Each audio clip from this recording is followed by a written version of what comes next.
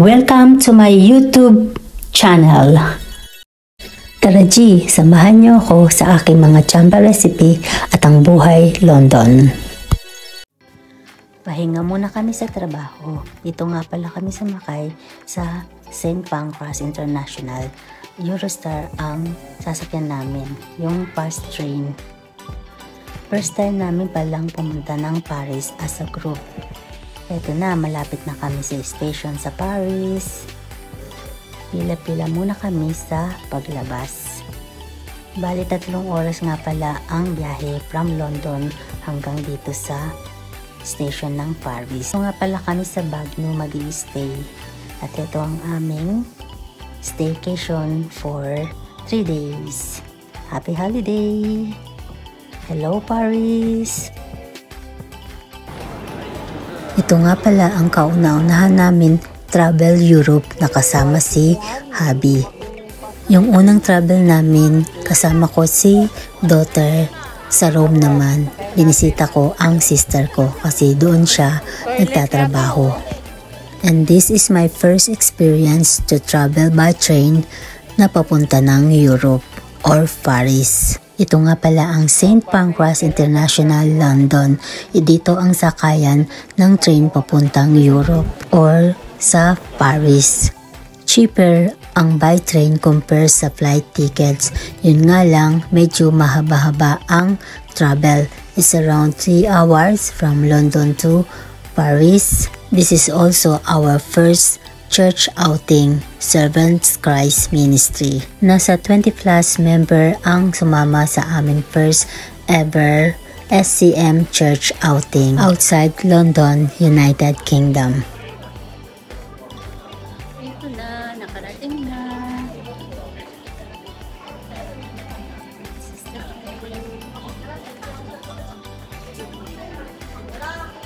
Welcome to Paris, France. Same din sa pag-travel ng by train, dumadaan din sa immigration at doon sa London, chinek ang aming mga documents. Pero pagdating dito sa Paris station, hindi na tuloy-tuloy na lang kaming lumabas. At dahil Friday na ito ng gabi, so one way na lang ang kinuha namin train tickets papunta dun sa aming staycation. Bali 30 minutes din away from the central city ng Paris. Over there. We are here now. Bagnoul. Silent X. So that is the station. Yan. SCM. Cool. Our staycation is just 10 to 15 minutes away if we do by walking. And it's just 5 minutes if we take by a bus. But we decided to walk para makatipid. Binook pala namin ito sa Airbnb at nagkakalaga to ng £3,000 mahigit.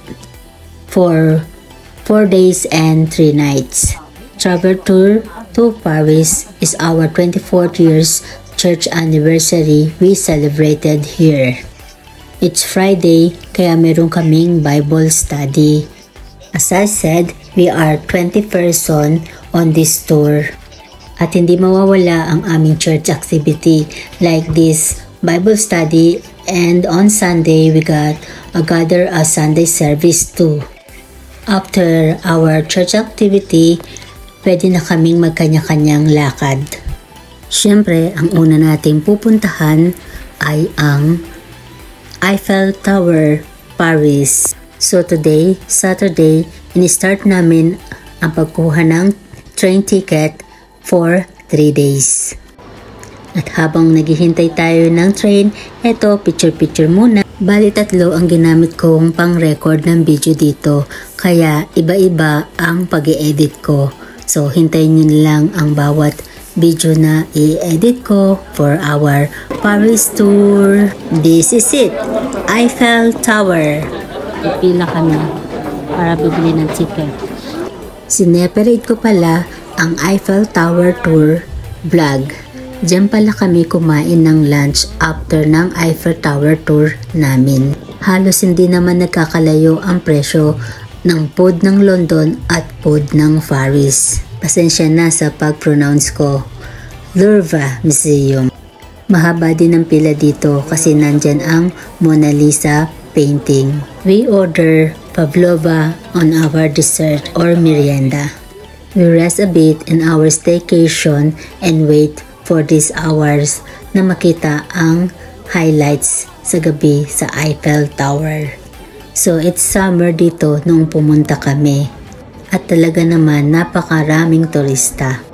It's really amazing na we see in our own eyes the Eiffel Tower. This time is too late na, it's 12 midnight kaya pauwi na kami.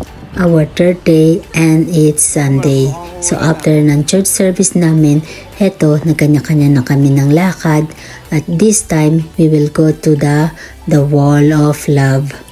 Pero bago yun, napag-usapan namin na magkaroon kami ng group picture ng SCM doon sa may Eiffel Tower.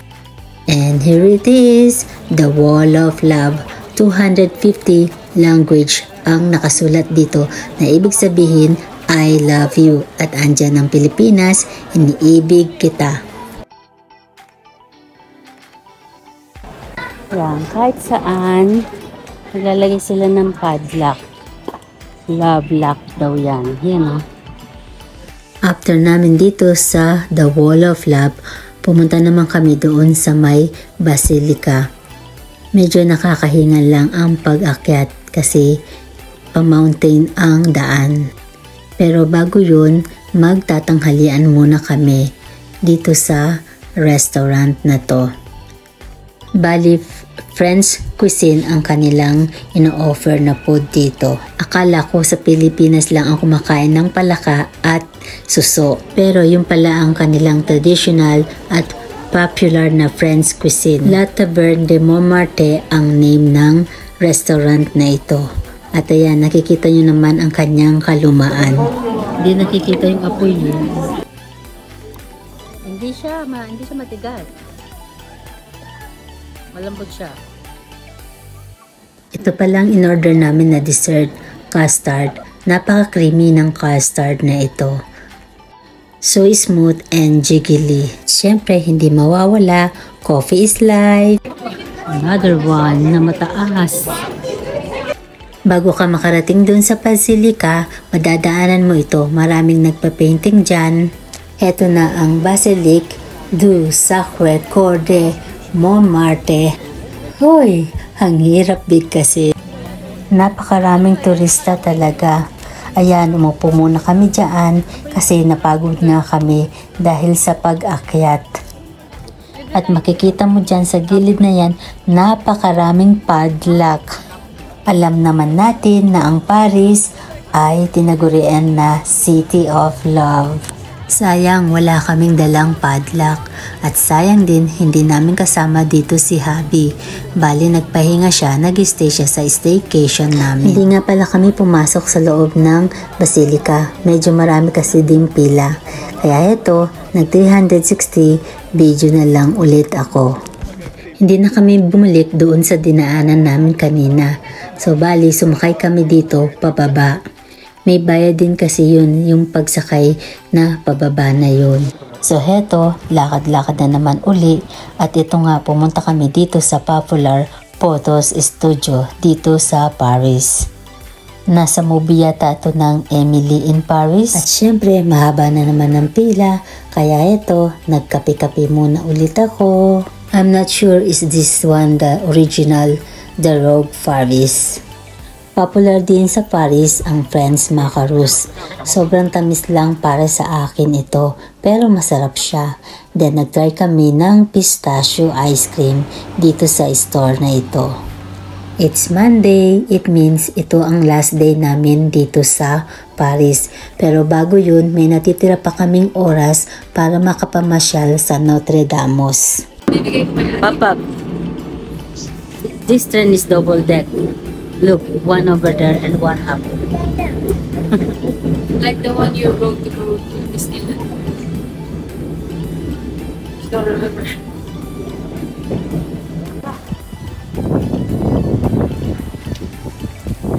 Yung dyan daw yung parang Westfield nila. Dyan. So today is not good weather. Medyo showery habang kami ay naglalakad.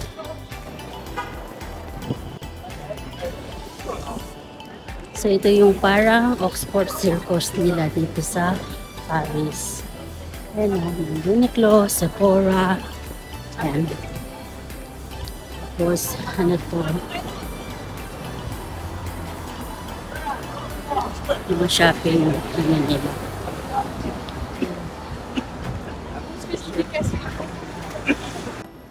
Merong IKEA da. Yun, may IKEA. Yun. Love yung pyramid nung dyan. Yan. Napadaan pala kami dito sa coffee shop na to. Napakasarap ng mga croissant nila dito. Iba-ibang flavor, iba't ibang palaman.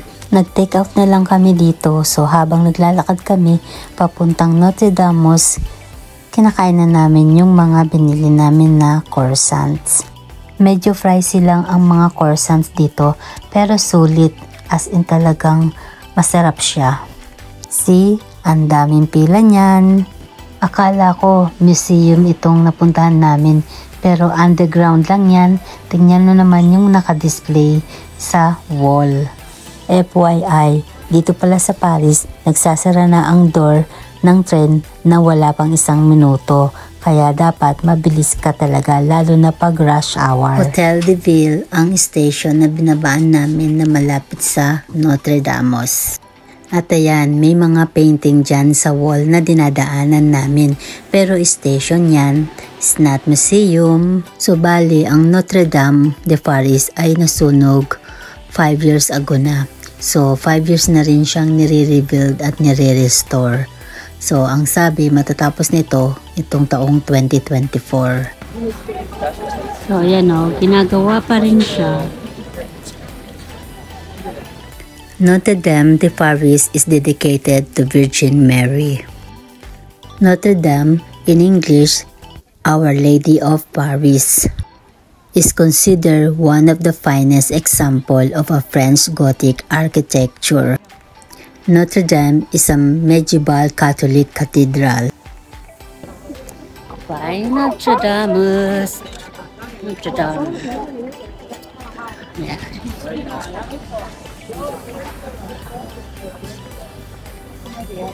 So after namin dito sa Notre Dame, eto pabalik na kami doon sa station kung saan kami sasakay ng train to London.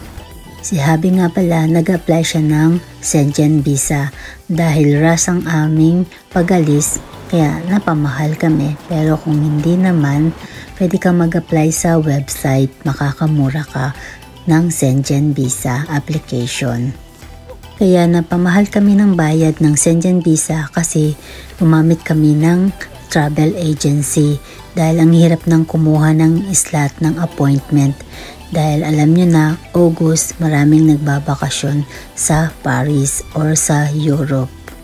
Mag-apply kayo ng Schengen visa 3 months before ng inyong travel dates. Less hassle at less sa gastos na rin. Eto, sakay na naman kami ng metro train. So, yan ang station ng sinakyan namin na Eurostar. Yung Gare du Nord. Yung ano nila. Yan, Gare du Nord. Ayan, lahat namin. Diyan namin iniwan, binatayan ng ibang kasama namin na hindi na naglipot. Ayan. Naghihintay lang kami ngayon ng Eurostar. Balik ng London. Sa pagbalik namin ng London, duman ulit kami ng immigration to check our travel documents. Siya nga pala, sinabi ko noong una, 20 kami lahat na nag-travel as SCM group. Pero may mga hindi dumating na Schengen visa dahil nga rush ang aming pag-apply, kaya may 3 or 4 na hindi na nakasama. Kaya talagang dapat 3 months ahead before ng iyong travel date mag-apply na ng Schengen visa para less hassle talaga. Ang total ng aming contribution, lahat-lahat ay nasa 300 pounds pero hindi pa kasama dun ang pag-apply ng Schengen visa. So yung dun sa 300 pounds na yun, kasama na yung train ticket at saka yung Airbnb na staycation namin. It's amazing talaga. Bali itong Eurostar, dumadaan ito sa tunnel. They call the Channel Tunnel, sometimes referred to informality as the Channel. Is a 50.46 kilometer under the sea railway tunnel opened in 1994 that connects Kent, England with Pas de Calais, France. So back to reality na, nandito na ulit kami sa London to Paris. Sa London Immigration ang checking ng travel document. Pag Paris to London naman, sa Paris ang checking ng travel documents. Kaya dito pagdating namin, tuloy-tuloy lang din kami lumabas. Hindi na kami dumaan sa immigration. Kasi nga, chinek na yung mga travel documents namin doon pa lang sa Paris. Back to London again. Yan, busy. Up next na i-edit ko ay ang Eiffel Tower Tour at iba pang mga pinuntahan namin na tourist spot. Thank you for watching. Hanggang sa muli. Bye!